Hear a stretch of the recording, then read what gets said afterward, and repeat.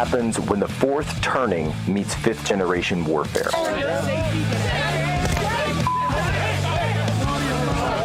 A commentator, international social media sensation, and former Navy intelligence veteran. This is Human Events with your host, Jack Posobiec.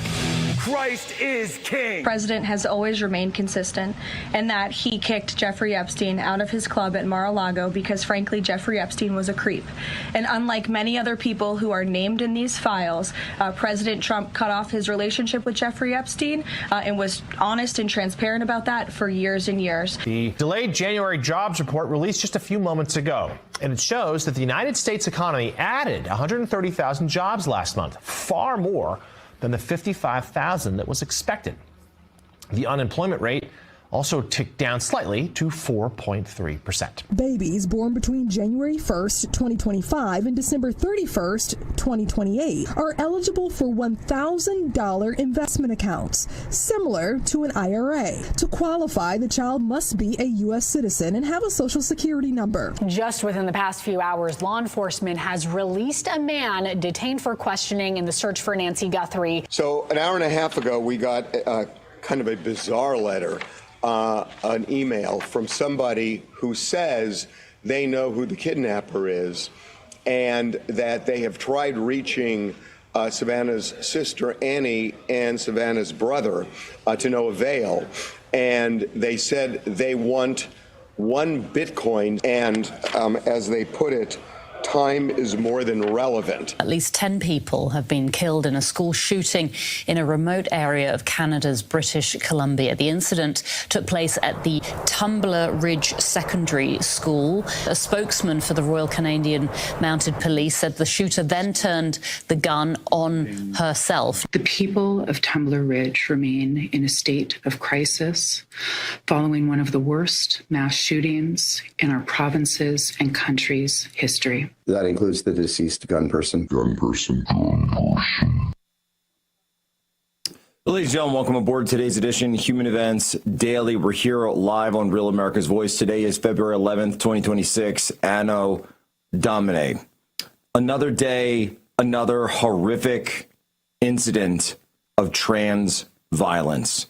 This time all the way up in Canada. And of course, we're breaking down all of the information, all of the investigations, this high school situation where multiple students killed, more injured.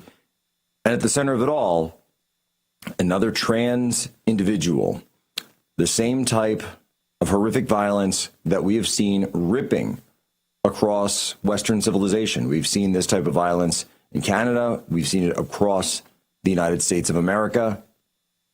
And of course, it was transgender-related violence that led to the murder of Charlie Kirk 5 months ago yesterday. And that trial stands to begin here, the first arraignment coming up in just a couple of months. And so what are we to make of this epidemic of trans violence?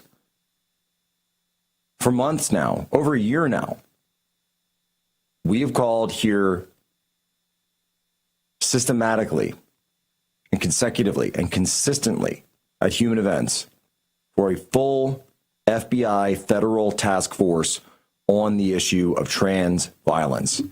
It keeps happening again and again and again. And for so many of these individuals who we know, by the way, are on some type of hormones, some type of medical, chemical, brain altering drugs, they're unstable. And that instability leads to violence. And that violence leads to innocent people getting shot and killed, murdered. Daily Mail has now published new photos of Lance Twiggs. And Lance Twiggs, supposedly, according to the Daily Mail, huge exclusive out from them, says the transgender lover of Charlie Kirk's alleged killer has finally emerged from hiding 5 months after the political assassination that stunned the world. Lance Twiggs vanished overnight after his live-in boyfriend, Tyler Robinson, was unmasked as the gunman accused of shooting Kirk as he debated trans issues at Utah Valley University. We're now being told that he's quietly rebuilding his life hundreds of miles away after reconciling with his strict Mormon family and relocating with them to Texas. The Daily Mail continues. Sources say he spends his days gaming online and reading fantasy novels, occasionally venturing out to grab takeout or run errands for his parents. And there's photos of him carrying clothes, books, some sneakers into his 4-bed dig, so it's into the home in the suburban neighborhood. So you're seeing those photos. You're seeing the books in his hand. Brandon Sanderson, who's associated with the Wheel of Time and other series that he's come out with in the high fantasy genre. What do we make of this?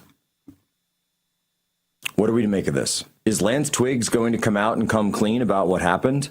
No, I can't answer any questions, was his response when it came up. No, I can't answer. And yet there's so much information that has been out about this individual. Chat logs, comments about his online activities, extreme sexual behaviors with Tyler Robinson, and of course the ultimate question of all. Are you cooperating with authorities? And are you or were you involved in any way in the assassination of Charlie Kirk? We'll be right back. Human Events Daily.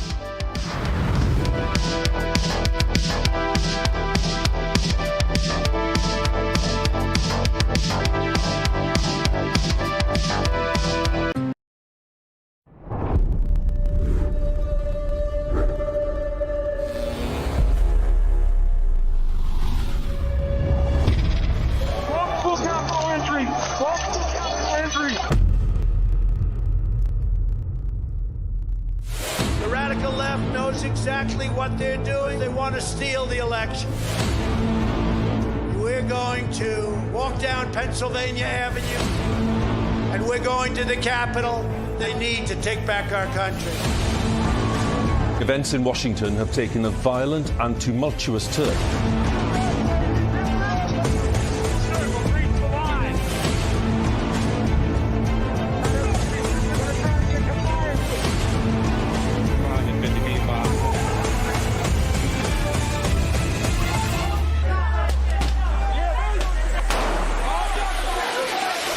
January 6th wasn't just a moment in history.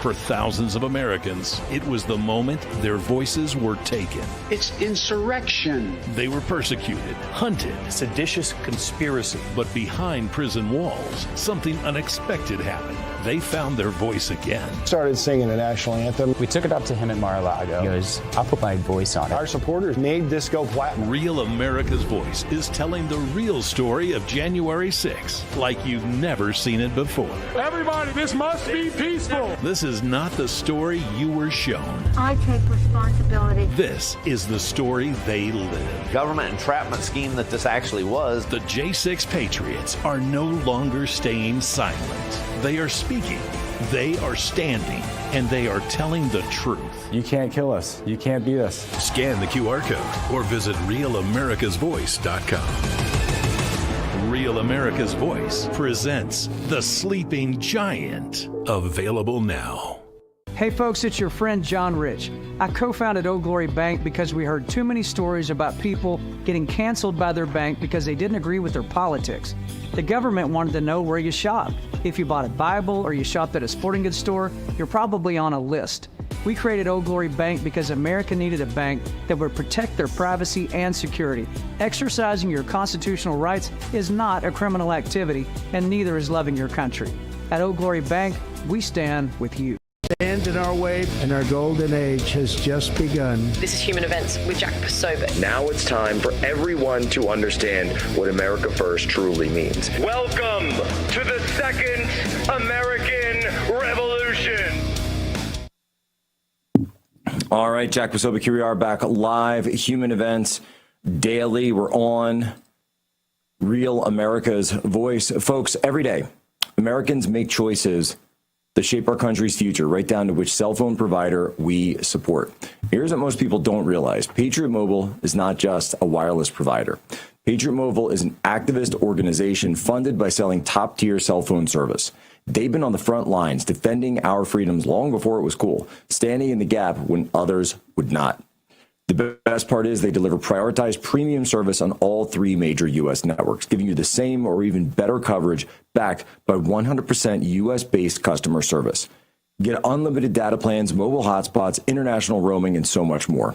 And when you make the switch to Patriot Mobile, you help grow a movement that fuels the Christian conservative cause. Every bill you pay helps advance the values of faith, family, and freedom. Switching is easier than ever.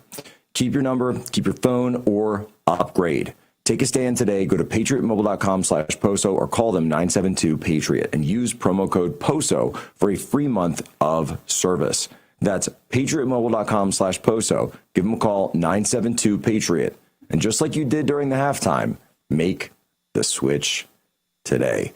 All right, huge developments even overnight in the Nancy Guthrie case, the disappearance of Nancy Guthrie, a detention, more letters that have come out, man who was detained and then later released. Wanted to go through all of that and bring us all up to speed. And folks, we've got the best guest to be able to do so, Sheriff Mark Lamb, right down from Pinal County, right next door. Sheriff, how are you? I'm doing good, Jack. Thanks for having me back on. I appreciate the intro. Well, it's amazing. I mean, we've got a subject matter expert like yourself, someone who stepped up. You're running for Congress, but you're also lending your expertise to not just, obviously, the people of your state, but also the public writ large that is so much invested in this story. I mean, this has really become a story that's, I think, taken the nation by storm. And we will, here at Human Events and Real America's Voice, have something to announce on that.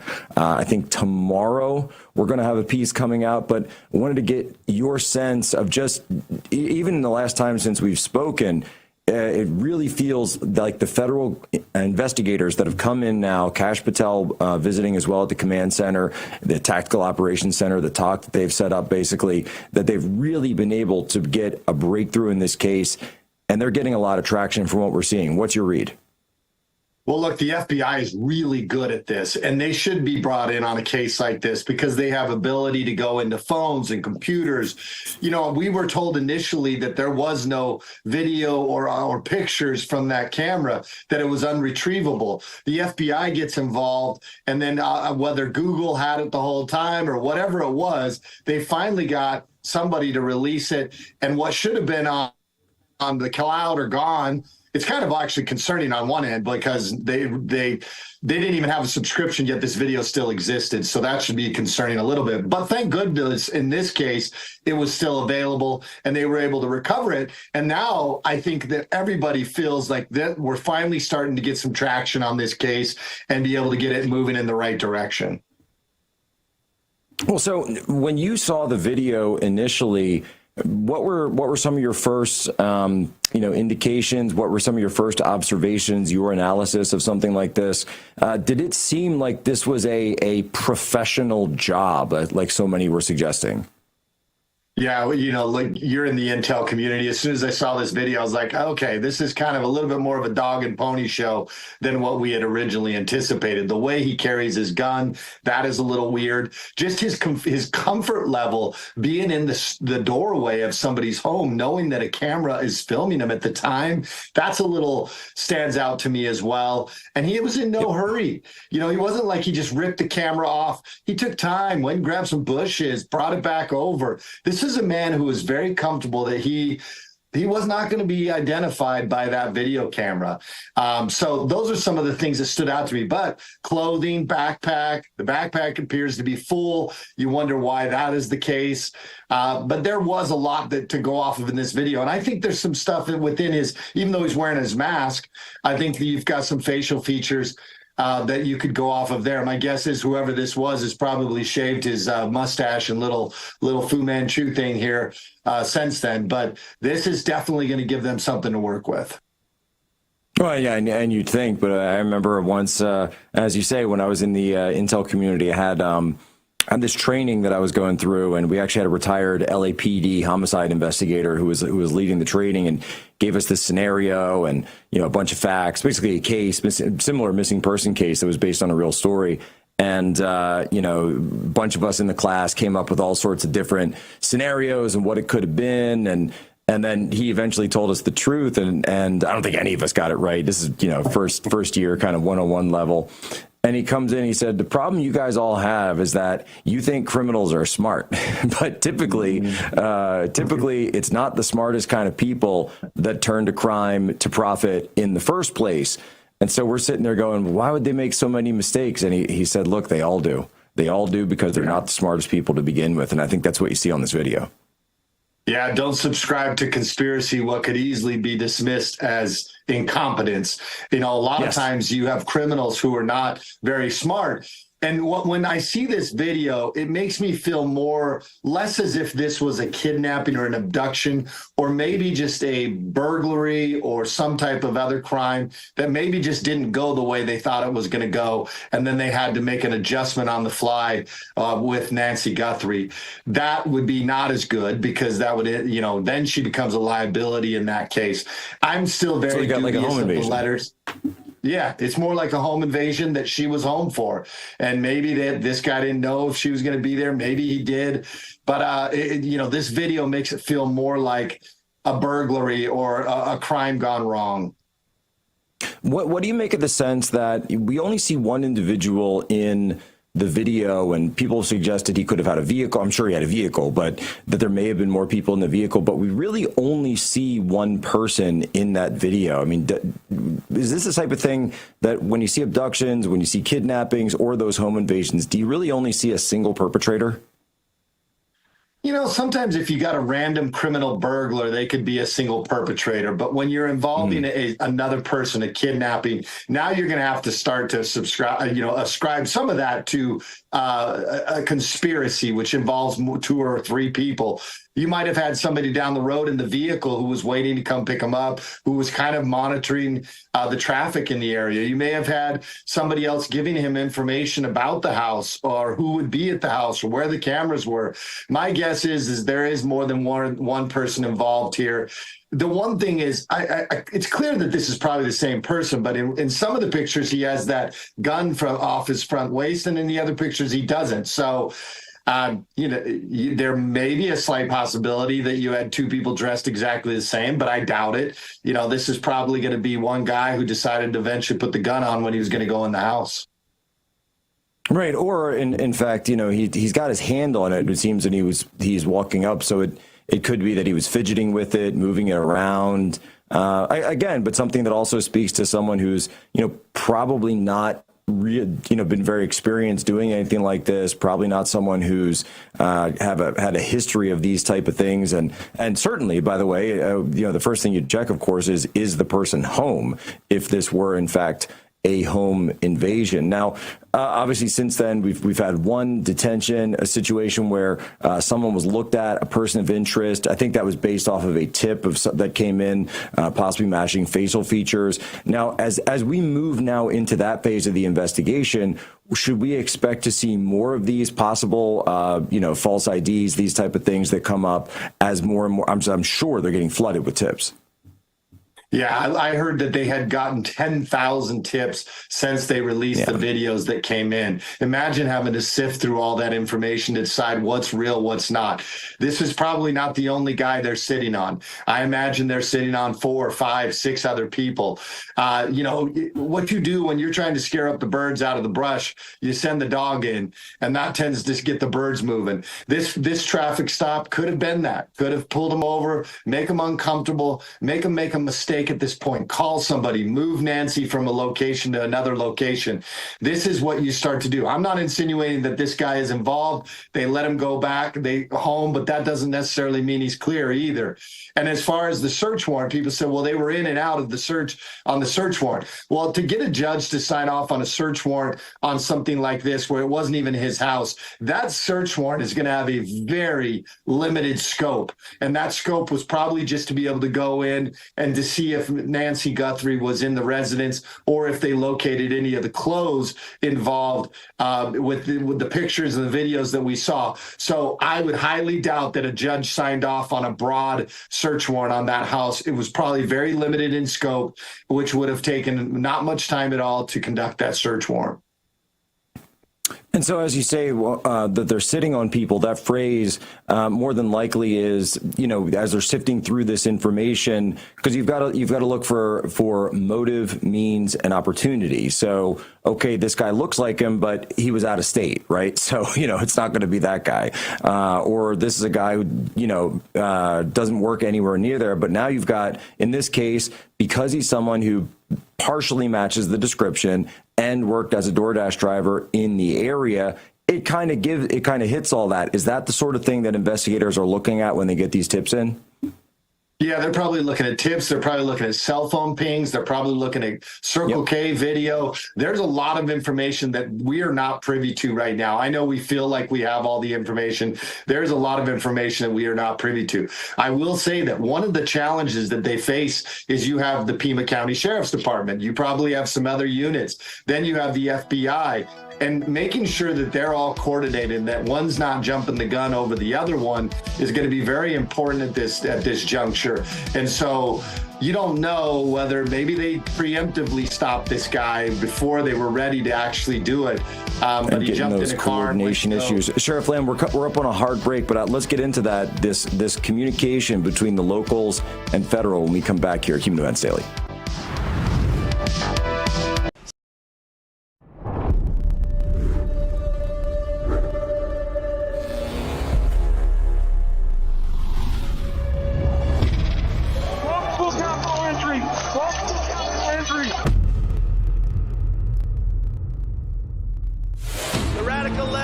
Exactly what they're doing. They want to steal the election. We're going to walk down Pennsylvania Avenue, and we're going to the Capitol. They need to take back our country. Events in Washington have taken a violent and tumultuous turn.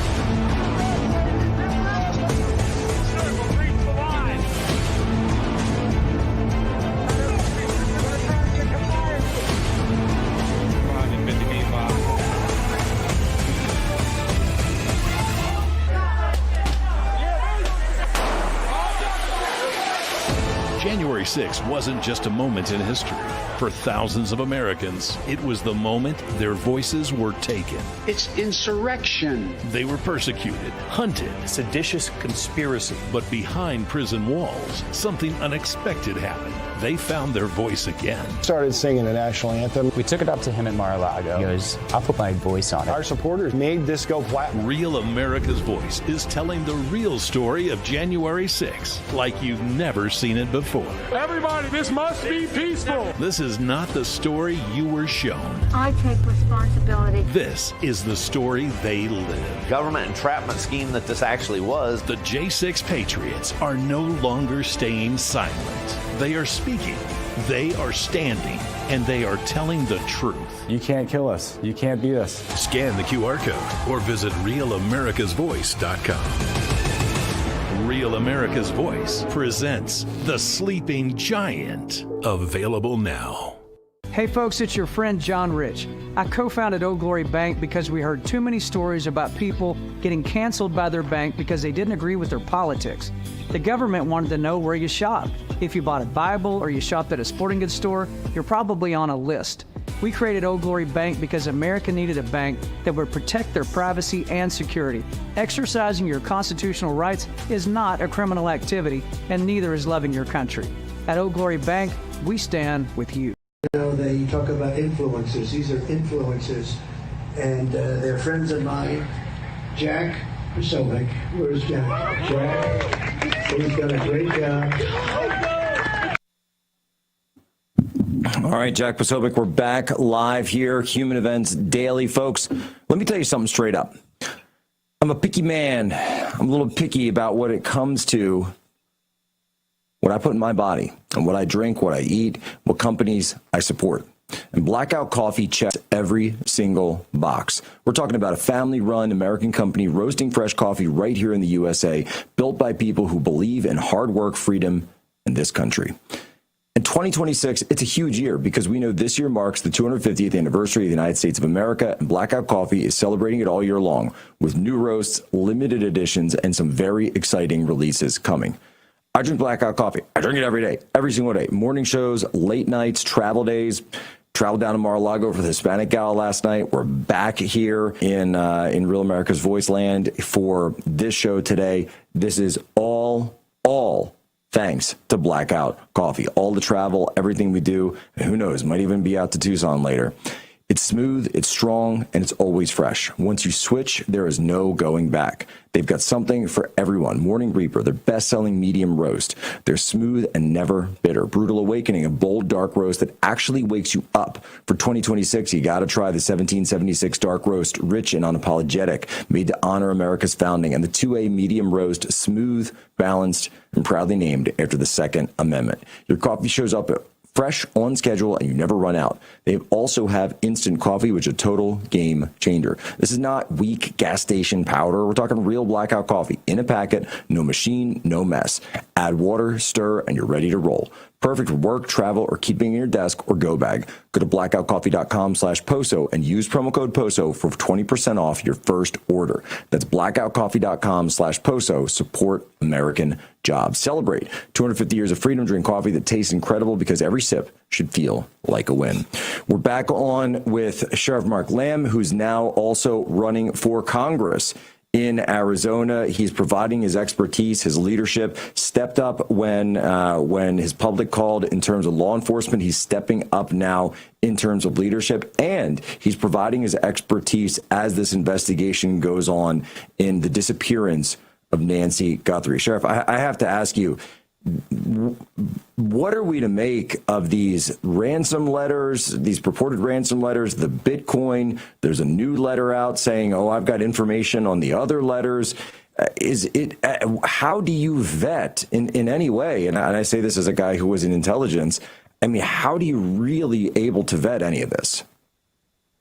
Yeah, you really can't. And you have to just do the best you can. These guys now, they have to take some of them pretty serious, because what if they are real? And you don't take it serious. So this is a tough job. I can only imagine how many fraudsters are showing up to this tragedy. We see it all the time in the sheriff's office. You know, there's constantly people trying to fraud other people. They will take advantage of a situation like this. Do not think that these fraudsters are above this just because of the nature of this situation. So I've been dubious of these letters from the beginning. I find certain pieces of it odd, and I think this is a different type of crime as opposed to your traditional type of kidnapping. And that seems to be what I think a lot of people are looking at, because in a kidnapping, you'd want the money to be transferred as fast as possible. The motive is financial, so it's a business. There's no reason to drag things on. There's no reason to put the family through this much time, because you just want the money and then you want to be able to get away without being caught. The longer you wait, the higher the chances are of you getting caught. And then on a more somber note, though, the lack of any kind of communication regarding proof of life, obviously, I think stands out as a pretty big red flag to a lot of people. It does. And it stands out as a red flag for me as well. Like you said, if this was about the money, if you truly wanted the $6 million, it's very simple. Send something showing proof of life. Even if you sent it back through the media sources that they've been working with up until now, that is a simple ask on the family's part. It's also part of how we run these types of investigations. You know, so she's got that's a simple ask, show the proof of life. And I think they would be a lot more inclined to make the Bitcoin transfer. That is part of the reason why, just one of the reasons why I don't think these ransom notes are legit. There's something seems off. I think something certainly seems off. Sheriff, we talked before, about the lack of coordination between the Pima County Sheriff's Office and federal investigators. Now that the federal side has been fully deployed, fully activated, we're getting breakthroughs. We're getting traction. They were able to uncover this footage that the original sheriff said didn't even exist. What are we to make of this? I mean, it goes right in line with everything that President Trump has been saying about coordination with ICE, Border Patrol, as you pointed out, which operates in this very area every single day. What are we to make of this lack of coordination early on? You know, in law enforcement, one of the big things is you cannot let pride get in the way. You've got a job to do. You've got victims. You've got suspects you have to find, and you should be willing to use any resource. And that, in this case, the FBI, they're great at kidnapping cases. They deal with these a lot. They have a tremendous amount of resources, as I already mentioned, and they can bring the full weight, especially when President Trump is saying, you got all of our resources. They can bring a lot of people in from a lot of different states to help in an investigation like this, to help crack something. Now, the challenge you face is we're not on the same radio systems. You know, you do have these pissing matches in between these agencies. I'm not saying this is going on right now, but it is inevitable that you're going to see some of that, some of this, the territorial issues. Hopefully that's not the case, but it is natural to have that. And then that creates some confusion, some lack of communication. Maybe you move too fast on one thing when we wanted to hold a little bit longer. So this is all going to be challenges that they're going to have to overcome, both from the federal, the FBI side, and the sheriff's office side. Right. And of course, it comes down to, you know, do you want to do the right thing, or do you want to get credit? You're worried about media headlines, all the rest of it, to your point, which may lead to people wanting to jump the gun before something is fully fleshed out. Sheriff Mark Lamb, that's all the time we have today for this. Where can people go to follow you, to get involved with the campaign? And I strongly urge people to support Sheriff Lamb. Just what a tremendous leader at a time such as this. Well, Jack, I appreciate the kind words. If you want to support me, go to marklamb.us, marklamb.us. I would love to have your support. All right, folks, Sheriff Mark Lamb, go give him a follow. He's got the answers. He knows this area like the back of his hand. That's the kind of guy you want to put your support behind. That's the kind of guy that you want fighting for you in the United States Congress, or really just anywhere, because he gets on the line. Hey folks, it's your friend John Rich. I co-founded Old Glory Bank because we heard too many stories about people getting canceled by their bank because they didn't agree with their politics.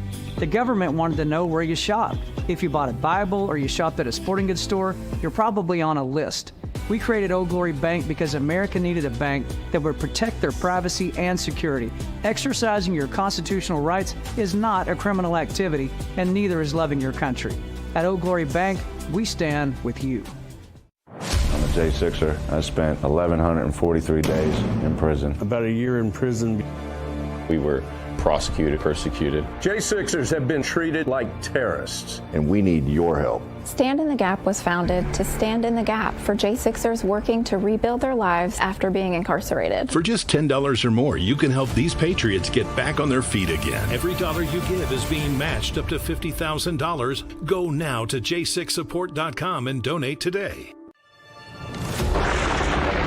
Through every storm, every moment of uncertainty, everybody needs to pray for Charlie Kirk right now. Rev has stood strong.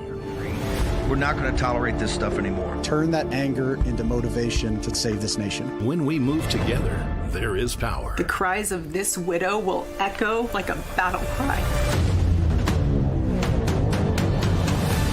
This is more than news. It's a movement. This revolution of people taking their countries back. A turning point. A chance to be part of something greater than yourself. Scan the QR code and stand with Rev. The story isn't over, and neither is your part in it. Step in. Be counted. Be heard. Together, we are Rev. We will achieve American greatness. And we are just getting started. Hi, I'm Bridgie. And why do I love Rev? Well, even out here in the cornfields of Iowa, I still need news I can depend on. That is Real America's Voice.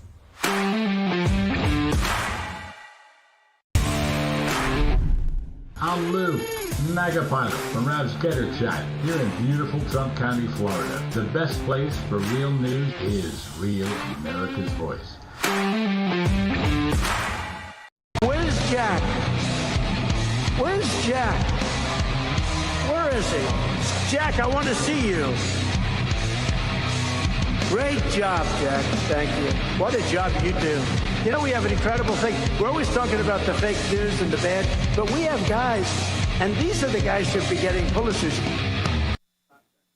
All All right, folks, Jack Posobiec back here, Human Events Daily, Real America's Voice. We're back at the lab, back at headquarters here, Human Events. Folks, I can tell you something. You got to pay attention to what is happening with the dollar, debt, and central banks. It's all piling up. And when things get rocky, gold has always been the safe haven. But now gold, it's not just a defensive, it's an offensive asset. That's why I've been working with my partners at Allegiance Gold for the past 3 years.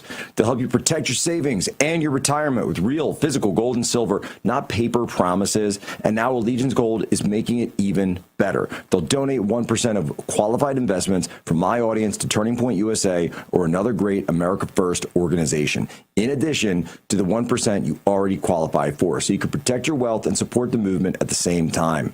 If you've been waiting for a sign, this is it. Don't overthink it. Don't wait until it's too late. See what's going on with gold today at 844-577-7676 or visit protectwithposo.com. Remember, protectwithposo.com. Protect your future and stand with me fighting for America. Well, we're very excited now because this account and this report that's just come out about jobs in the United States is blowing up, and the media is, of course, caught completely surprised, shocked, et cetera, et cetera. Government payrolls down by another 42,000 jobs in January, a total decline of 10% since October 2024. That was its peak under Biden and the auto pen. Manufacturing sector, which was expected to lose 5,000 jobs, actually increased by 5,000 jobs in just January. So that's a 10,000 job delta. Actual jobs that are being added, thousands upon thousands. Healthcare companies adding 82,000 jobs. Construction firms, which means what? Home building, adding 33,000 jobs. And by the way, not too much construction going on in huge parts of the country in January when it's the middle of winter. So that isn't even with the entire country under the, in construction season. And the financial sector did shed 22,000 jobs. So it's a little bit off its recent peak in May. But you know what? We're talking about jobs for Main Street here. And that's so, okay, Wall Street, what are you going to do? What are you going to do? What President Trump has always said is this is about Main Street. And an individual who has been telling us about that from the start is the Department of Treasury Senior Counselor, Joe Lavernia. Joe joins us yet again here on Human Events. How are you? Good, Jack. Thanks for having me. Well, I'm happy to. Look, you were on here many times throughout the past year telling us that just wait. The tariff policies are going to come in. We're going to see this jobs boom. We're going to, and the targeted sectors that you always told us about, specifically were home building and manufacturing. And those are seeing two absolute booms. Why is it that the media didn't see this coming when you were right here on Human Events talking about it every single day? Jack, first of all, let me say that President Trump instinctively, with his business background, really was at the forefront of what he expected to be a major turn in the economy. And that's what we've seen. It's not just the January data, it's some upward revisions to the prior months. And it looks like the trend is higher, especially on the private side, because we've kind of right-sizing the government. Many people missed it, Jack, not just the sort of the Main Street media. I'd seen something this morning like 78 out of 80 economists missed the forecast. But the reason to be upbeat, Jack, as you know, is the president prevented the largest tax hike in history from occurring in 2026. He solidified those gains, those hard-fought gains in that were from 2017. But we had additional things, Jack, like the full expensing of capital expenditures, now the full expensing of structures. So when we see stronger construction jobs, what we think after a sharp decline that began under the prior administration on manufacturing, which is now turning, the tax policies and the growth policies are designed to work where we're now starting to see the early signs of this major recovery, which then makes us very optimistic on the outlook. So it's a very good report. No one really could spin it otherwise. They could just choose to ignore it.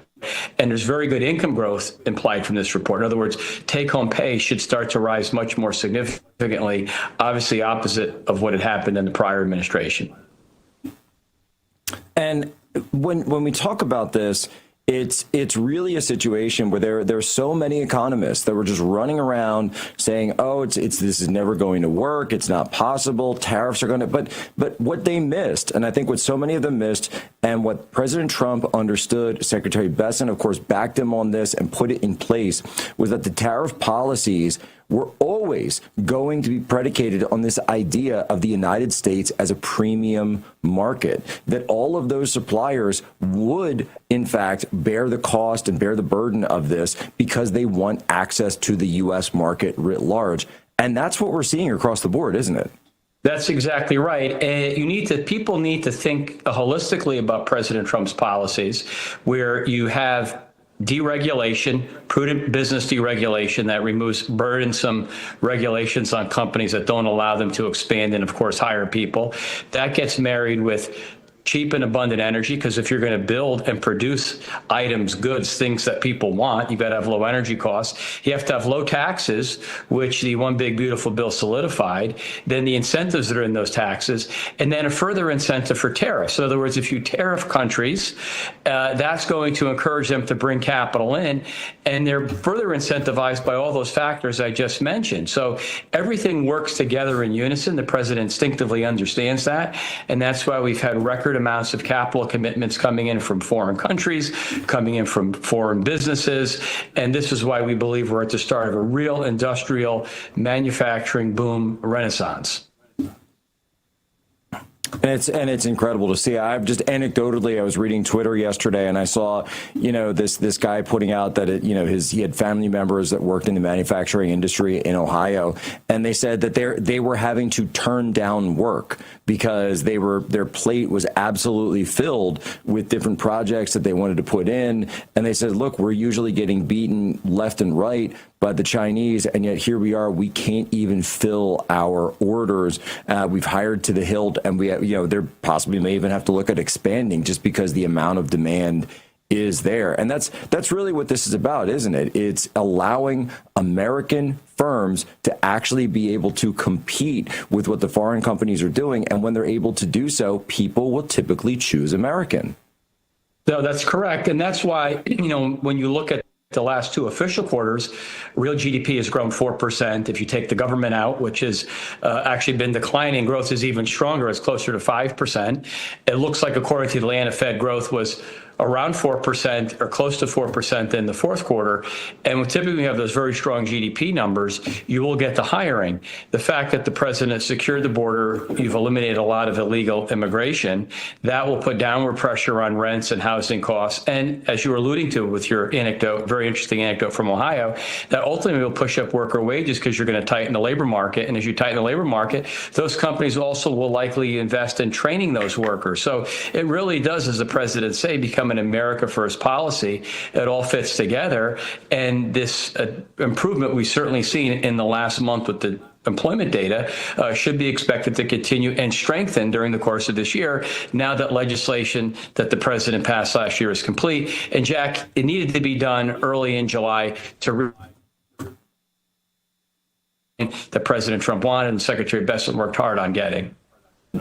Oh, that's incredible. And, I was with Secretary Bessent, and he talked about this back in Davos a couple of weeks ago, and he told us that this was right around the cusp. I think he may have been looking at some of the data, seeing some of this as the jobs report was being compiled.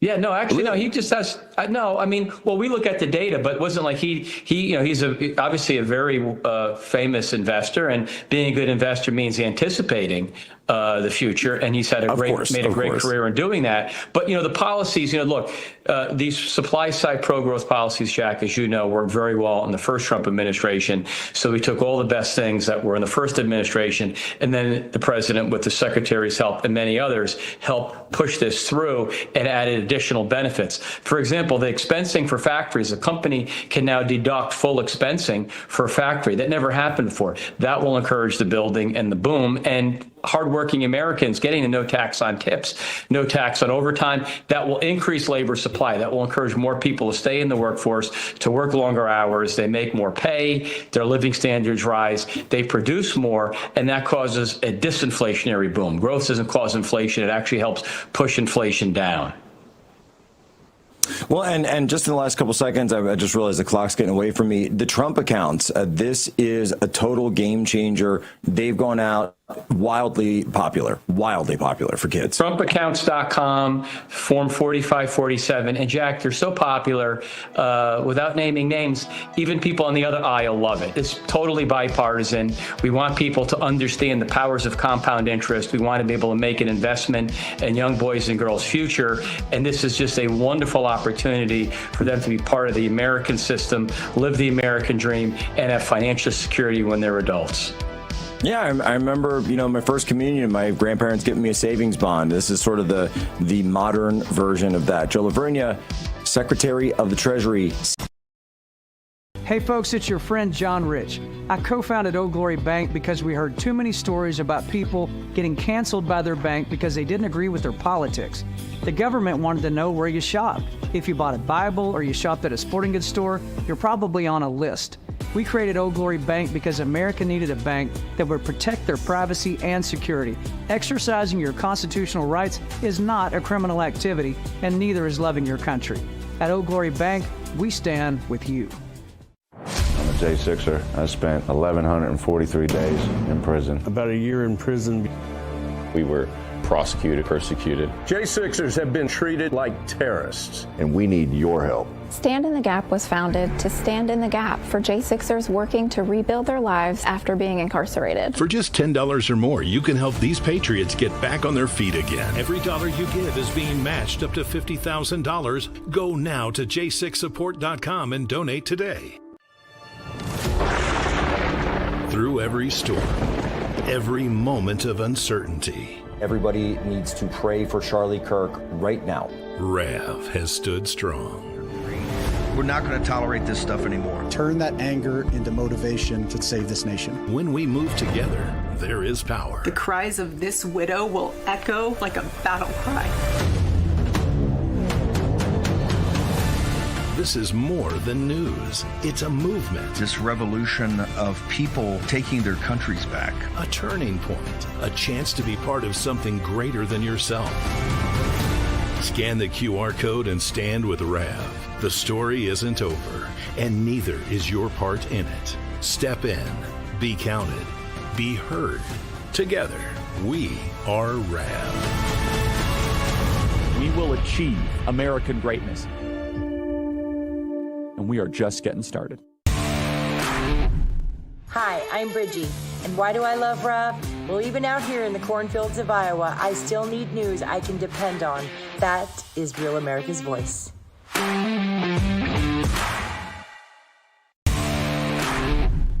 I'm Lou, Mega Pilot from Rav's Getter Chat here in beautiful Trump County, Florida. The best place for real news is Real America's Voice.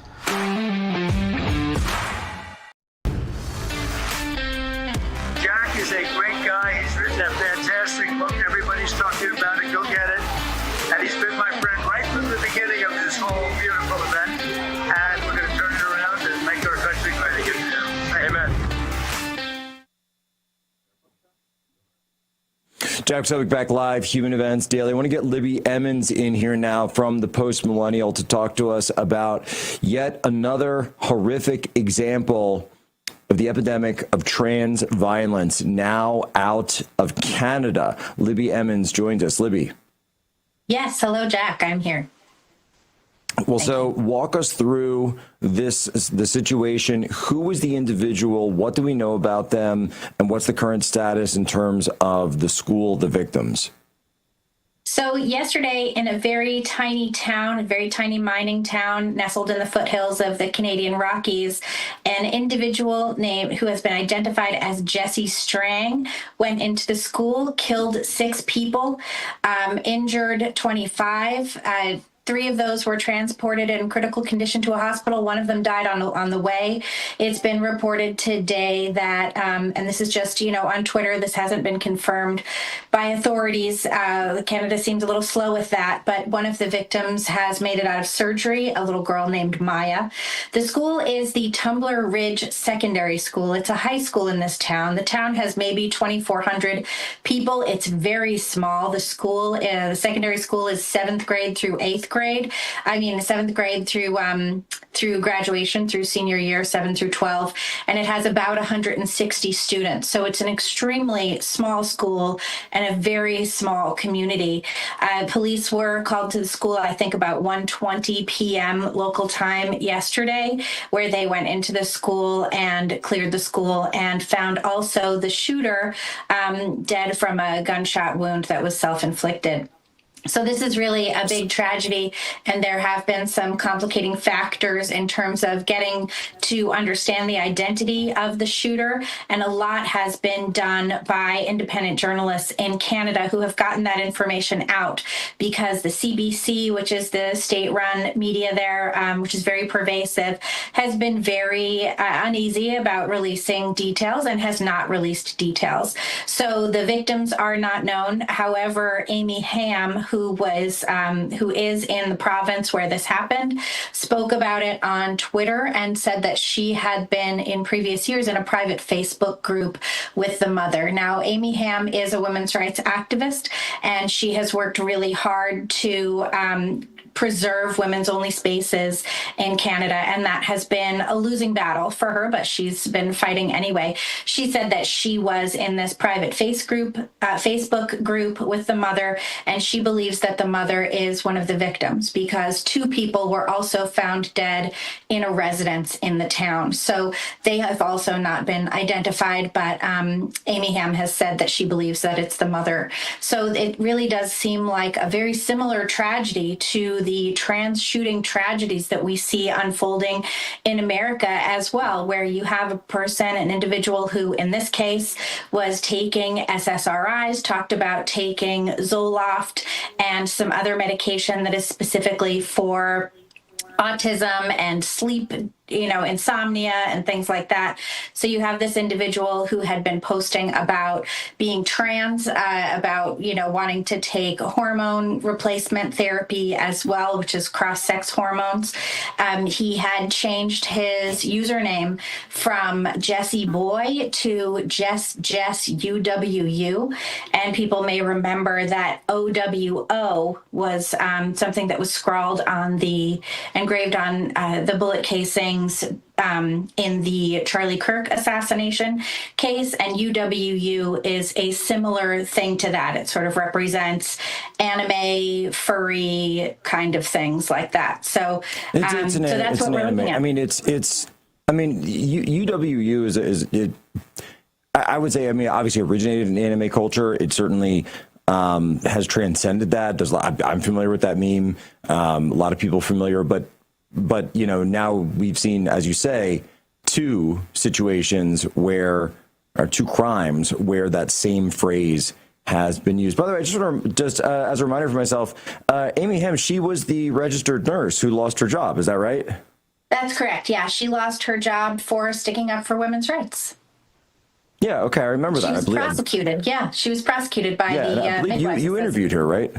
I sure did. Yeah, I think the world of Amy. Otherwise, I wouldn't cite what she was saying. I think that she's very reputable. Which just blows my mind that such a small world that this came up now. But my question is going to be, though, is the fact that they were in a private chat together, private Facebook group together, and has Amy stated whether or not that the mother was there because it was a group involving trans rights or fighting to protect girls' spaces from trans rights, this trans community? No, she didn't go into detail on that, but she did say that this mom was concerned about her son, who was taking joy in injuring his siblings, who seemed a little bit, I don't want to put words in Amy's mouth here, but seemed a little bit psychotic.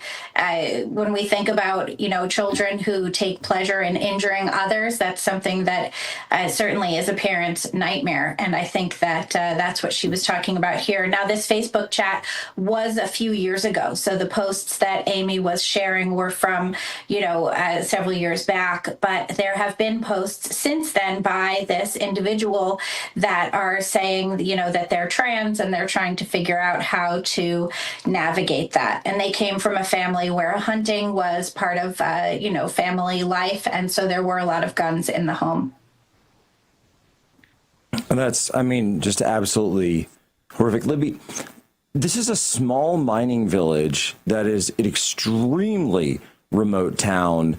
As you say, 2,400 people, a place that I don't think most folks would associate with the rampant outbreaks of the trans community. How is it that a town like that could see something like this that typically you would associate with large urban areas, cities, or, my gosh, we're seeing something now where Orem, Utah has a situation like this, and other parts of Utah. What is going on here?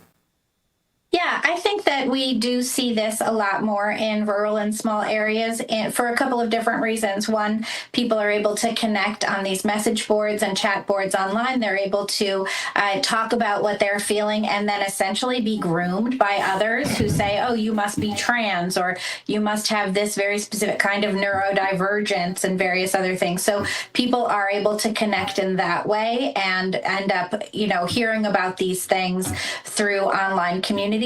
We also have a situation where if you're living in an urban environment, perhaps if you're in a much bigger city and you have these weird feelings, there's probably a lot more people who have weird feelings like you, hence all the weird drama kids that you find in various cities, But in a very small town, it might be harder to find people of a similar wavelength. I'm just, guessing here. But also you have a situation where you have the coastal elites, you have the coastal leftists acting like the entirety of flyover country, and certainly most people fly over the Canadian Rockies and don't stop. You have a lot of people who think, oh, the middle of the country here, the people out in this rural areas are very backwards, but they've been inundated with all of this messaging just like everybody else has. There's no real difference anymore, and the flattening of our culture through online media has really made a huge difference where this kind of stuff is accessible to everyone. So there's no respite from it. Parents in rural areas need to know that their kids are able to access this same kind of really poisonous, dangerous rhetoric and these kinds of ideas as they would be able to if they were in a larger urban area. It's just out there, and you have to pay a lot more attention to it. It's on phones, it's on computers, and it seems like Jesse Strang was very active in some of these communities and had posts and a YouTube channel and all of the rest of it. So these are things that you have to watch out for, but it's not different than it is in urban areas, except the only real difference would be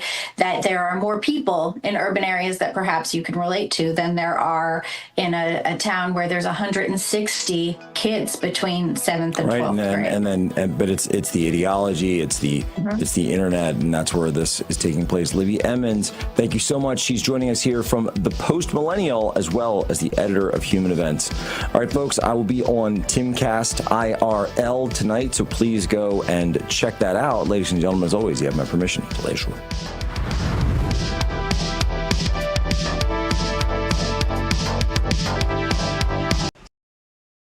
Hey folks, it's your friend John Rich. I co-founded Old Glory Bank because we heard too many stories about people getting canceled by their bank because they didn't agree with their politics. The government wanted to know where you shopped. If you bought a Bible or you shopped at a sporting goods store, you're probably on a list.